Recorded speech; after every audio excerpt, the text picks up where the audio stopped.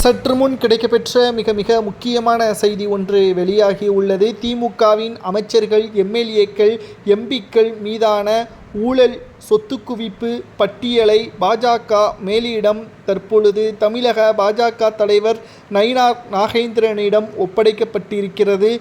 அதிமுகவின் தேர்தல் பிரச்சாரத்தின் பொழுது இன்னும் ஒரு சில நாட்களில் மக்கள் மத்தியில் வெளியிடப்படும்.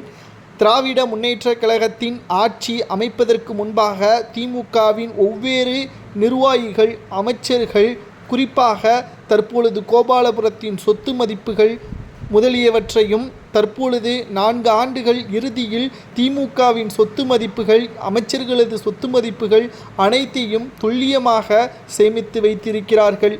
ஆட்சிக்கு வந்தால் தமிழ்நாட்டை வளர்ச்சியடைந்த நாடாக மாற்றுவோம், தமிழகத்தை பிற மாநிலங்களை விட நம்பர் 1 மாநிலமாக மாற்றுவோம் என்று சொன்ன விடியல் அரசு தமிழகத்தில் ஆட்சிக்கு வந்த பிறகு கோபாலபுரத்தின் சொத்துக்களை மட்டும்தான் உயர்த்தியுள்ளது, அமைச்சர்களது சொத்துக்களை மட்டும்தான் உயர்த்தியுள்ளது என்றும் எடப்பாடி பழனிசாமி அவர்கள் குற்றம் சாட்டியுள்ளார்.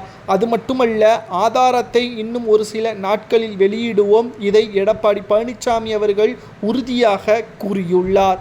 திமுகவின் தலைமை இதை ஏற்க மறுக்குமா?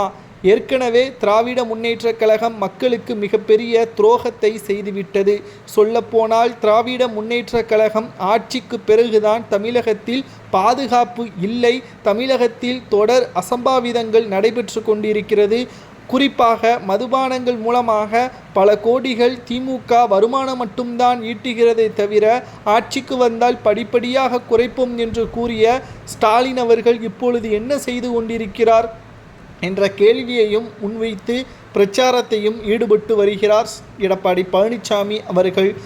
திராவிட முன்னேற்றக் கழகத்தின் எம்எல்ஏக்கள், அமைச்சர்கள், எம்பிக்கள் சொத்து பட்டியல்கள் ஆதாரத்துடன் வெளியிடும் பொழுது நிச்சயம் இதற்கு பின்னால் இருக்கக்கூடிய பினாமிகளது பெயரும் வெளிவரும்.